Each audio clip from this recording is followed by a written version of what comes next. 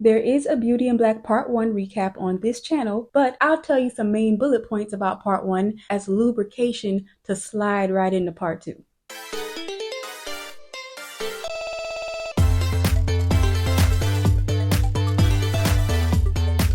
Hey, it's Wildflower and welcome back to Wild Recaps. So the first thing you need to know is that this story is about the Bellary family and all of their secrets and anger towards each other. Also taking us through Kimmy's story as a runaway, a dancer, and really a prisoner all at the same time. Yeah, that's right. Kimmy got into dancing because she ran away from home because her mom's boyfriend was being inappropriate with her. Her mother is a pick-me dingbat who took her man's side. So her daughter Kimmy ran off and needed a way to support herself. So she met her best friend Rain and trauma bonded with her while on the run.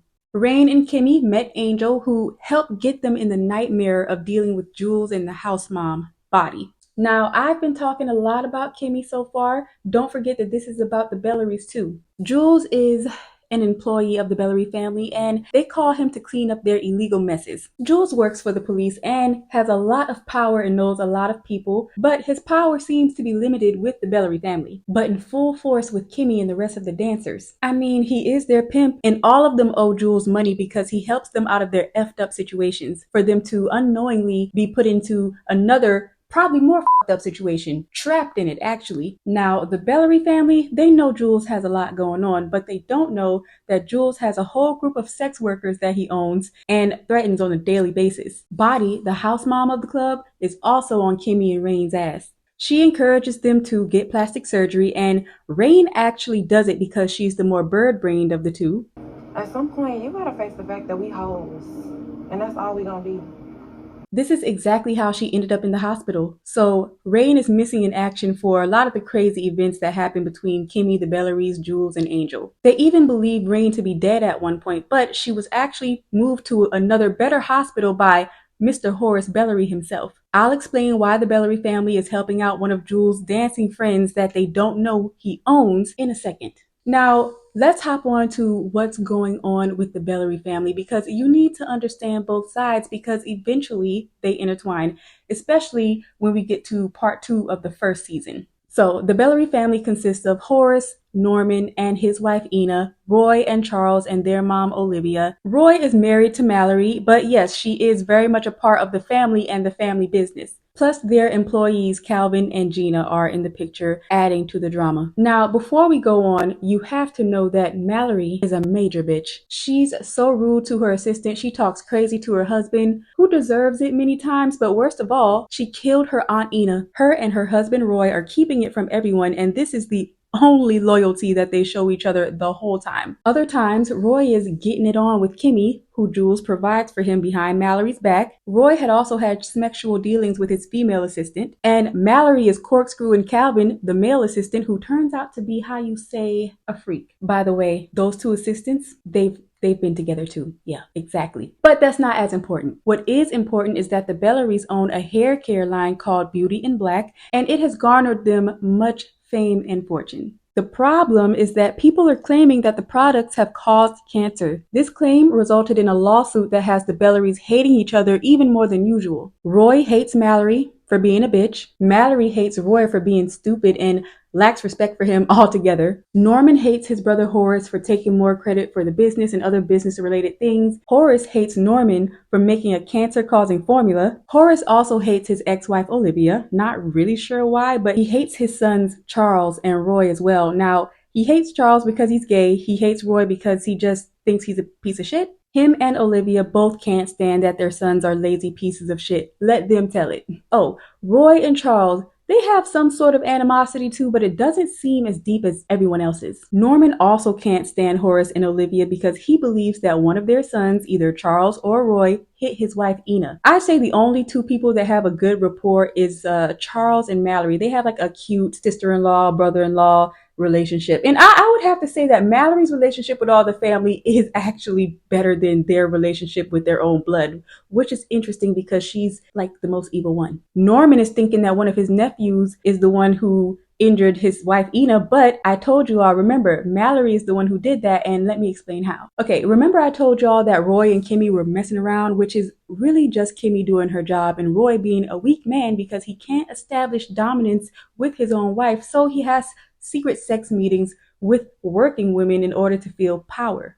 I mean, I can always blame someone for cheating, but I understand why Roy doesn't like Mallory. I mean, she's mean, evil even. Like I said, he got stuck with her, you know? Okay, so back to how Mallory secretly ended her Aunt Ina. She was driving home one night and received a call from Roy's phone where she overheard him and Kimmy. Little did Roy know Kimmy called Mallory while he was in the bathroom as a way to get back at him for being such an asshole to her. So Mallory got distracted after hearing all that and ended up running over Ina on their private road. Her ass knew she hit something too, but she kept driving. Luckily, after Roy finished cheating, he saw Ina's body on the road and put it in his trunk. They enlisted Jules to help move her body to another location, which, as I said, didn't really work because Norman still suspects that one of his nephews did it. So back to Kimmy, Rain, and Angel and how they tie into the Bellary family outside of Jules. So yes, one night, Horace comes into the club that harbors Kimmy, Rain, and Angel, and Kimmy dances for Horace, but he's not too into it. And it's not her, it's him. See, Horace wanted to see him some good old boy butt. He wanted attention and possibly anus from Angel. He didn't get the arse though, because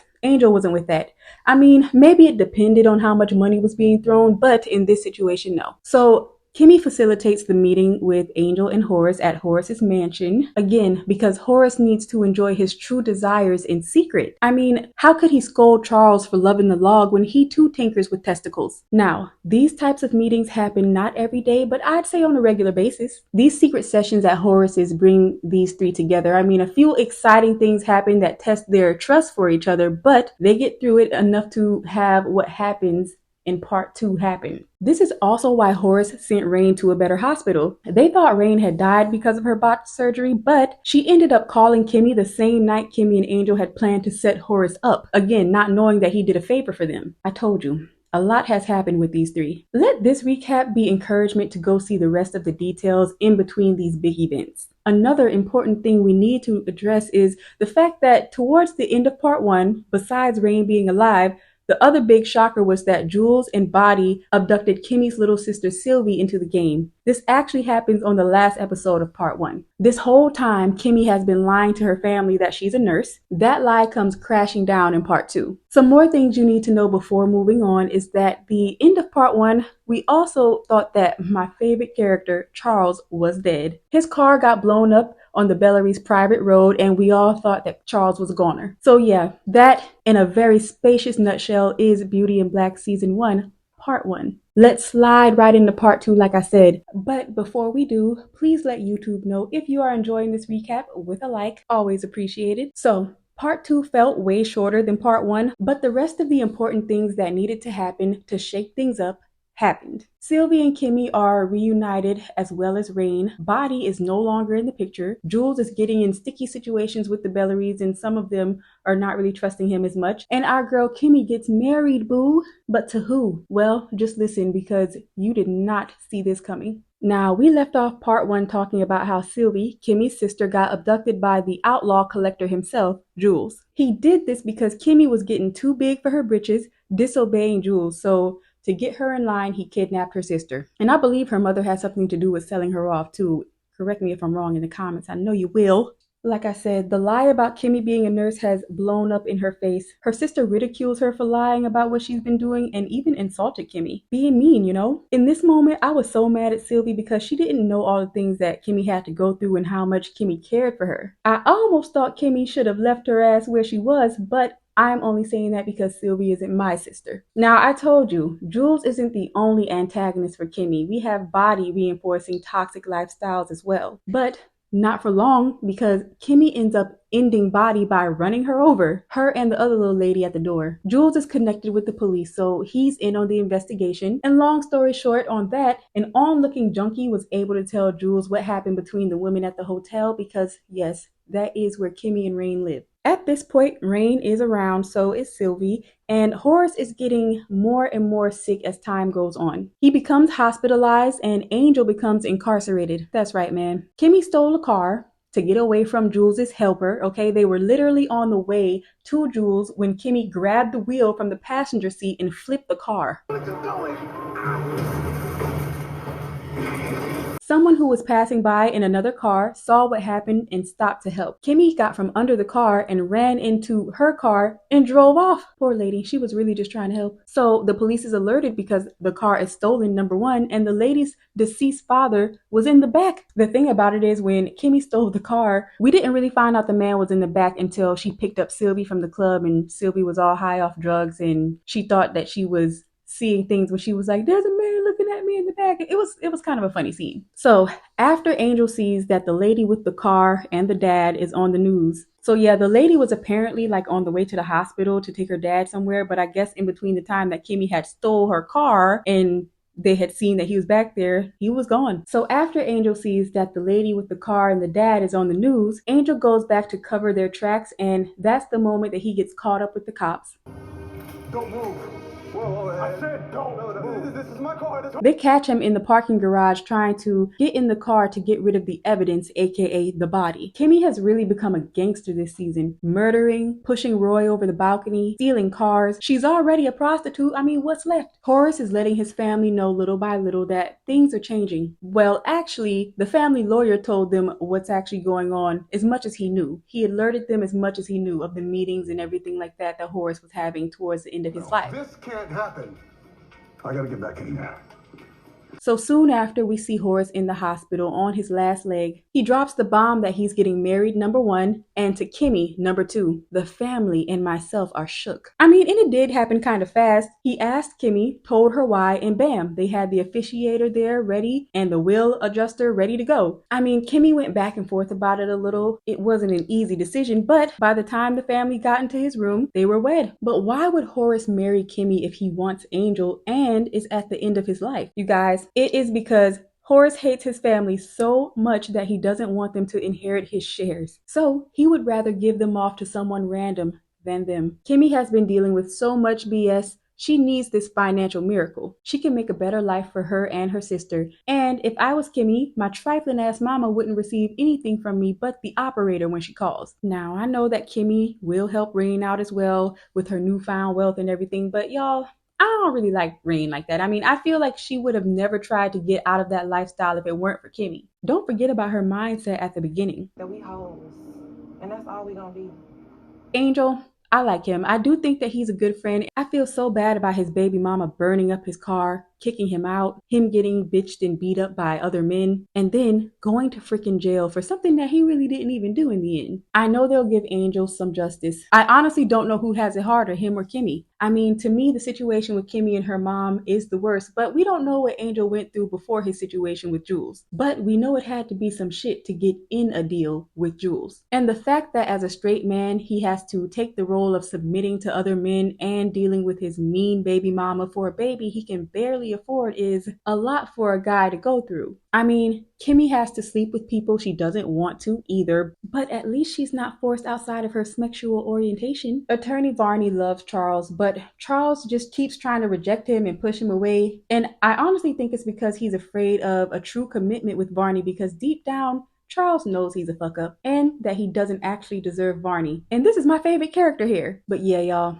Part 2 of this season ends in the hospital room with Horace, Kimmy, her sister, Rain, and the Bellary family. Mind you, Roy is looking for Kimmy, and so is Mallory because she's looking for the gal her guy was with. The first time Mallory lays eyes on the sex worker that she's been looking for in person is the moment that she finds out that that worker is her new mother-in-law. Same for Roy. The lady he was cheating with and mistreated is now his new freaking stepmother and the heir to his father's inheritance. Crazy. With this coming season, I really hope that they stick it to Jules. Tell his wife all that. Yes, he has a wife and a kid. I hope Angel gets out of jail on like the first episode. I hope Norman finds out that Mallory killed his wife. When that happens, I think the family is going to crumble even more. And that's if the lawsuit doesn't get them, because y'all know that's still going on. They didn't mention it much in the second part, but we mustn't forget. I can't forget about Charles and Roy's mom, Olivia. She's something else too, okay? Everyone in this family is crazy. But yeah, with all that, if you go back and watch the show, you'll see that there are details that go in between everything that we talked about today. Thank you